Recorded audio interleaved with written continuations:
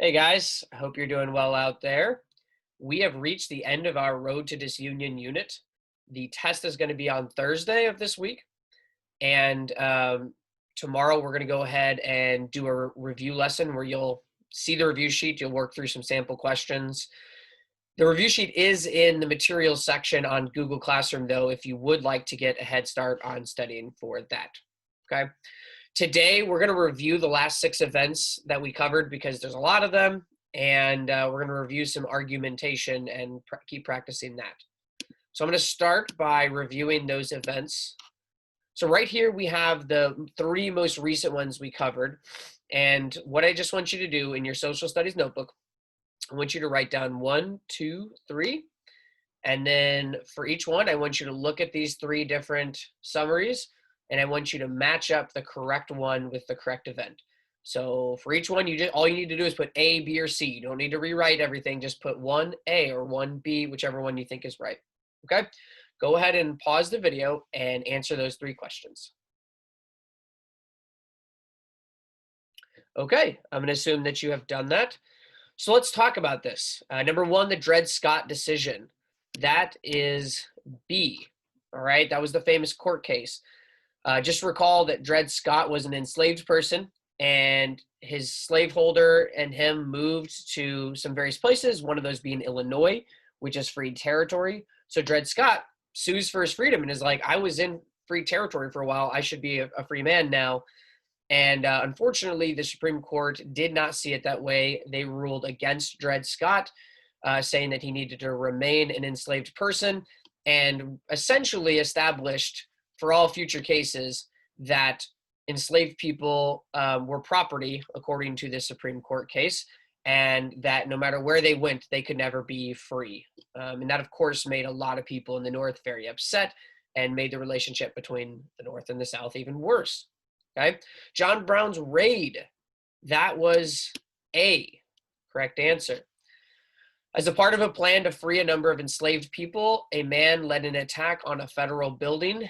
He was not successful, and he was captured and hanged. Okay, that caused a lot of problems, especially because a lot of Northerners looked at John Brown with a feeling of respect for what he tried to do, and that began to really freak a lot of Southerners out because they were like, do they want to start a race war? And they were, because these people in the North were paying respect to this guy who was, starting a revolt.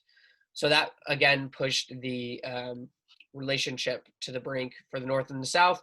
And then the last event that fully sparked the Southern states to secede was that Lincoln's election is C, the election of a candidate, Lincoln, of course.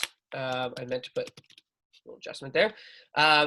So Lincoln was elected, and he wanted to stop the spread of slavery. Again, that upset the Southerners because they didn't want to see anything about slavery being questioned. So South Carolina seceded from the Union, and shortly after, a number of other states began to secede, and it didn't take long for the Civil War to begin. Okay, so those are those 3 events. I want to make sure we have that straight.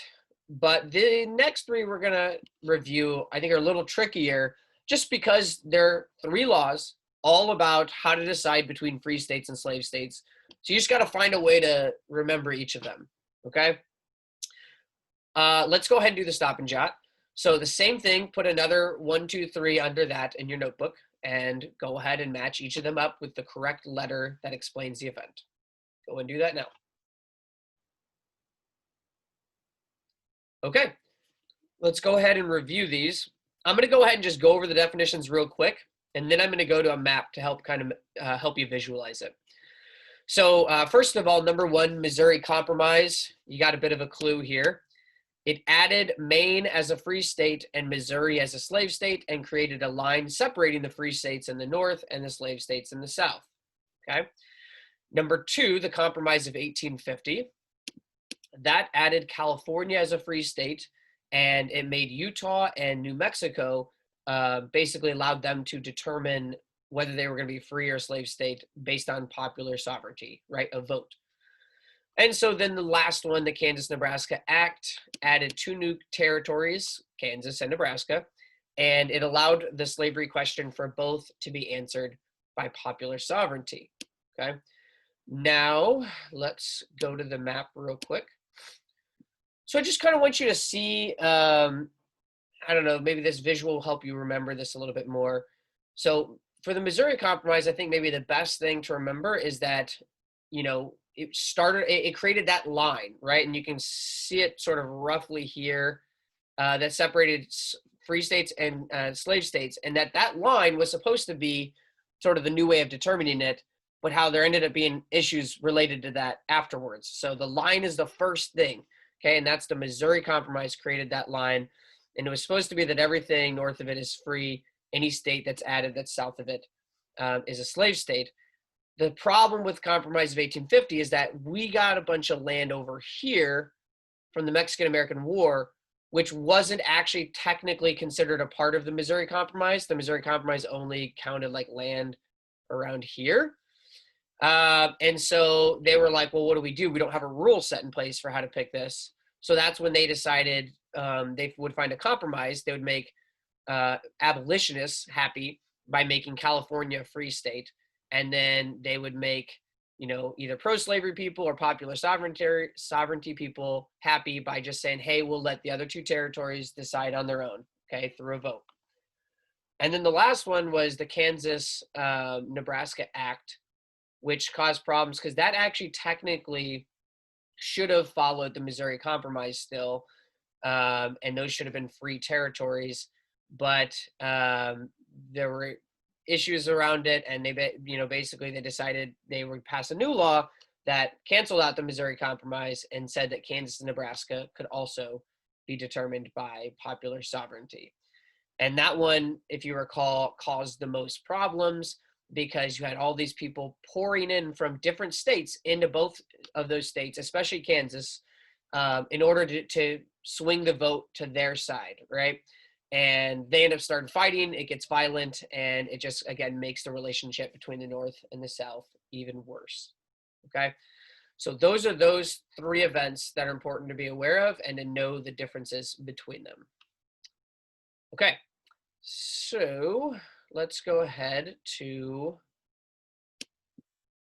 this one. We are going to now review the argumentation part of this assignment again, and then we'll put them together at the end. So I've got an example of the beginning of an argumentative paragraph here, and I'll just read it for you. My claim is, dogs are great pets. And then I give a piece of evidence. I say, one example is that they make a lot of messes. I'm going to go and do a stop and jot here. Go ahead and jot down in your notebook what seems weird about my paragraph so far. Something should seem off or confusing. Go and do that now. Okay. My guess is that you said that my evidence seems like a strange choice for my claim. Okay. And I did this to intentionally illustrate why reasoning is so important, okay? So I'm just going to review with you guys real quick. Claim, evidence, and reasoning. And I bolded this because this is the part so many of us are not doing in our paragraphs at all, and it's really hurting your scores because you're just skipping the whole thing. And it's one part of only 3 steps, okay? So when you're making an argument, you have to tell us what you're trying to prove, which you've all done a good job at. Then you need to support it with evidence. Okay, that's your examples that prove your claims. Mostly we're doing a good job at that. But you need to explain how each piece of evidence supports your claim. And this is a great example of why you need to do it. You can't assume that everybody knows why you included that example, right? You can't assume that they're going to understand what makes that a convincing piece of evidence. You need to explain why that evidence is convincing and how it proves your claim. So I actually have an idea here that I think can connect my evidence up to my claim, but I have to explain it for that point to be driven home. So I'm going to say, I'm going to have a nice little transitional phrase that shows that I'm giving my reasoning. So I'll say, this shows that dogs are great pets because they teach their owners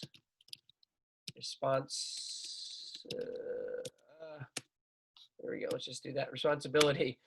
And I'll add a little bit more because I want to drive the point home. So I'll say, by consistently, cleaning up after their dog, the owner will be prepared for greater responsibilities in the future. Okay, so now you can see why I included that piece of evidence. Now, hopefully, my argument is more convincing.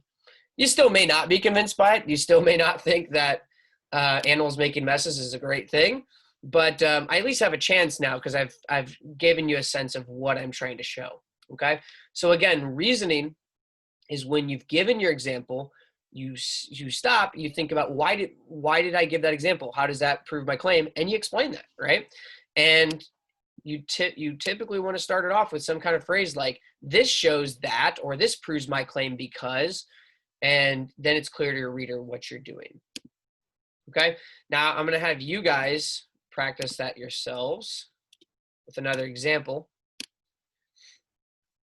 So just imagine another question, right? Usually when you're writing an argumentative paragraph, it's because your teacher gives you a prompt, a question. So maybe the question is, which restaurant is better, McDonald's or Subway? Okay, I'm just going to put my claim. So what am I trying to prove? Well, I have to decide which one I think. And I'm going to say Subway. So I'm going to say Subway is a better restaurant than McDonald's. Okay, there's my claim. Haven't really proved much though. I haven't even given any evidence. So I'm going to give a piece of evidence. I'm going to say one example is that Subway uses fresh ingredients and most of them are vegetables. Okay. Now, you may not necessarily agree that Subway's a better restaurant, but for the sake of this exercise, I want you to pretend that this is your argument, that you agree Subway's a better restaurant, that you just gave this example, that one example why Subway's better is because they use fresh ingredients and lots of vegetables. I want you to now write the reasoning for this paragraph, okay? How can you explain how this piece of evidence supports my claim? How does this example prove that Subway is better? Okay, for the last one, I want you to go ahead and pause the video and write down the reasoning that you could use in this paragraph in your notebook now, okay?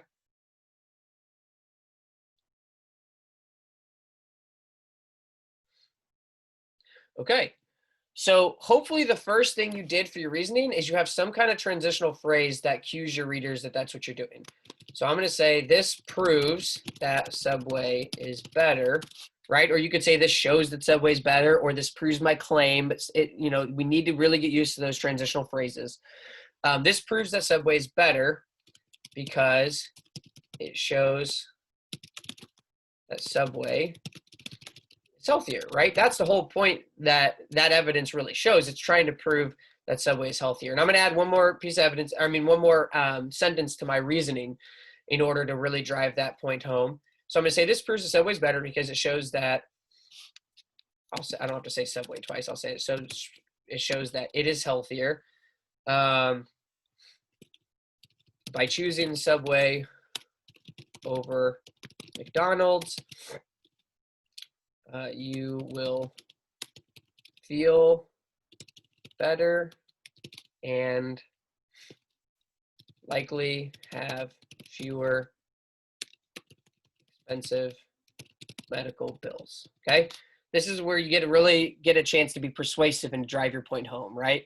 So I said it shows it's better because it's healthier, and just to make sure we understand why it's better to be healthier, I've went on with a little more detail and said, well, this is a good thing because now you're going to feel better and you're not going to be spending as much money on your medical bills. Okay, so that right there is a paragraph in which I have a claim: Subway's better restaurant than McDonald's. I gave one piece of evidence. One example is that Subway uses fresh ingredients and most of them are vegetables. And then I made sure to explain how this piece of evidence supports my claim and why it's convincing. So that's where I went on to say that this shows that Subway is healthier and that by choosing it and instead of McDonald's, you're going to feel better and pay less in your bills. Now, I do want to say if you've been struggling with this skill, then probably just a claim, one piece of evidence, and one reasoning for that evidence is where you want to really focus and just really try to do that well. I do want to say, though, that for those who feel like they're already doing this well, a strong argumentative paragraph probably is going to support their claim with more than one piece of evidence, right? So I just wanted to give you an example of how you can keep going and give another piece of evidence and reasoning, okay? Now, if this were like a full-blown essay, then we would be doing like 3 pieces of evidence. We'd be putting them in new paragraphs, but we're not going to do a full essay today. Right now, we're just talking about what I would call like a mini essay, where you just try to do a short argument in one paragraph. So let's say I'm going for, I want a 3 out of 3. I want to really nail this assignment. I'm going to try to find one more example that supports my claim that Subway is a better restaurant than McDonald's. I'm going to say, again, notice I'm always using transitional phrases. I'm going to say, another example is that Subway allows, let's see if I have the right thing. Yeah, it allows you to build your own sandwiches. So I gave a second piece of evidence. That means I need a second piece of reasoning, right? You just think of it as evidence and reasoning are pairs that go together. Okay, every time you give a piece of evidence, you need to explain your reasoning for it. And it looks like I spelled sandwiches wrong. All right, so why, again, this is a good question. Why is giving you a chance to build your own sandwich even a better thing, right? How does that actually prove Subway's better? Well, I'm going to try to do that with my reasoning. So I'm going to say this proves my claim because it allows you to have more variety. This way you won't get bored with your meals, and you might even try new items out, something like that. And there you go. That's a strong paragraph. I got one claim because I'm only making one argument. I go on and I give my first piece of evidence, and then I give my reasoning right here. Then I decide I can prove this even more. There's even more than one reason why Subway's better than McDonald's. I go ahead to a second example, and I talk about building your own sandwiches, and then I explain my reasoning to prove how building your own sandwiches makes it better than what you get at McDonald's. And that's the idea, okay? So again, I do want to just stress, if you are really struggling with the claim, evidence, reasoning, just start with claim, one piece of evidence, one reasoning, okay? Only move on to 2 pieces of evidence and reasoning if you know you're really getting it down and you feel solid on that, okay? All right, so your assignment is going to take that argumentative skills and apply it to those 6 events we've been discussing, okay, the last couple days. So the directions here say, write an argumentative paragraph responding to the following question. Which event that we studied so far, having to make a lot of edits here, which event that we studied so far had the most important impact on the North and the South breaking apart? Okay, so that means of all 6 of these events, which one were you like, man, that was the most problematic, that created the most anger between the North and the South? Like, that is the most responsible event for leading to the Civil War, okay? You can pick any of the events, but the point is you have to have a good argument to support it, okay? So in your paragraph, you're going to need to include a claim. You need to include 1 to 2 pieces of evidence. So again, if you want to get that higher score and you know you're at that point, you can do 2. You can also just do 1, okay, if you're having trouble with this. And then make sure you explain your reasoning. That's the focus of the day. Make sure you explain your reasoning for each piece of evidence that you use, okay? I gave what tab each event is from. So whichever one you pick, you're going to need to go back into Discover Education, review that event so that you can actually get the best evidence to support your argument, okay? So make sure you pick which event you feel pushed the North and the South apart more than any other event. That's your claim. Give at least 1 piece of evidence that supports it and explain your reasoning. Okay, that's all I've got. You guys have a good one. Message me in Google Classroom with any questions. See you guys.